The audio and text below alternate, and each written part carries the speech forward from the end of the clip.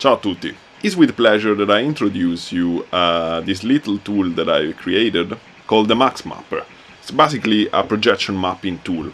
So I found myself doing some projection mapping in my last project, and somehow Max doesn't really have a built-in tool that accommodates all the needs for projection mapping. Okay, there is GGL corner pin, which has 4 corners, and this doesn't really help when you have to really map, for example, to a round surface.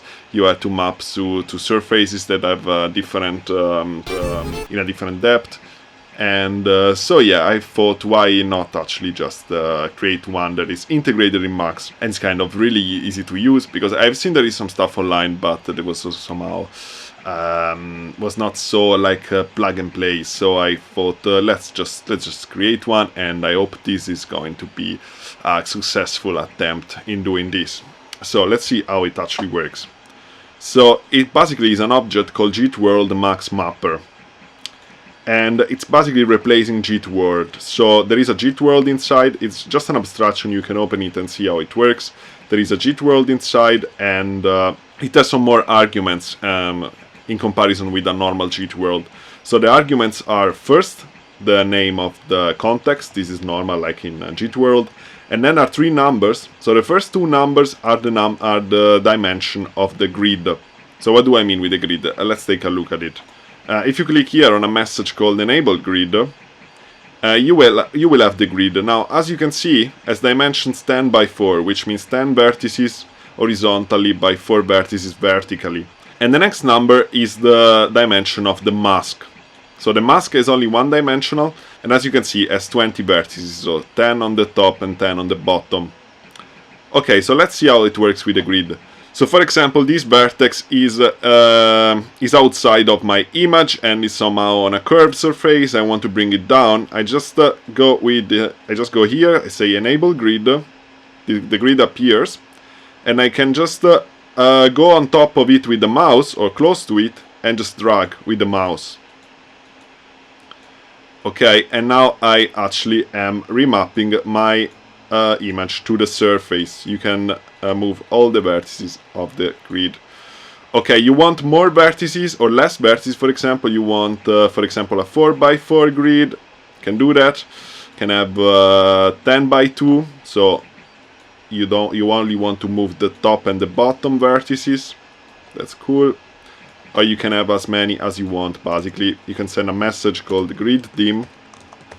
For example, 10 by 10, which makes 100 vertices, and you will have 100 vertices that you can move around. You can have as many as you want, basically. Once you have done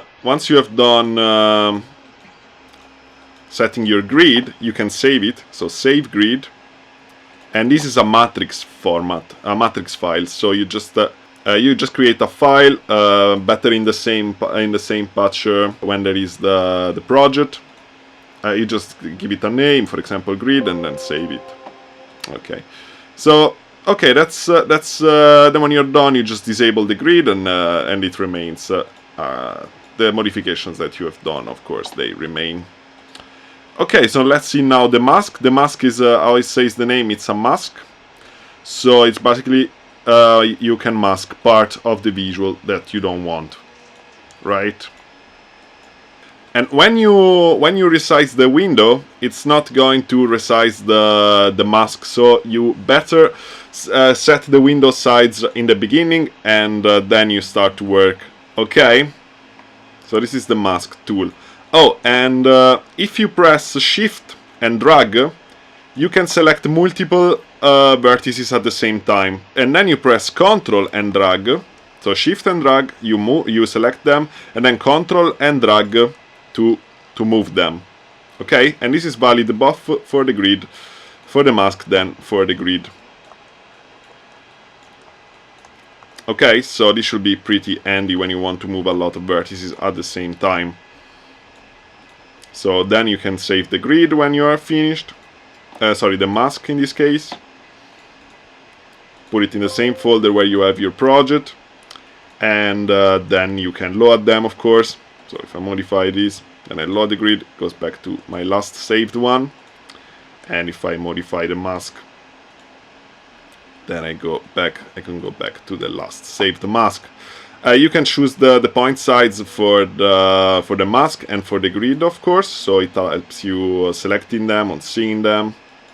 So you can select the size of the point for the grid and for the mask, of course.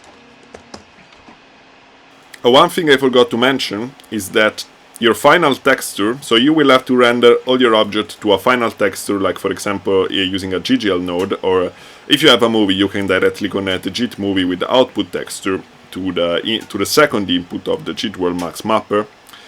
And otherwise, if you're not using a movie, you can use a GGL node and basically render all your object to a GGL node and then send the texture inside the second input of the MaxMapper. Okay, hope this is clear.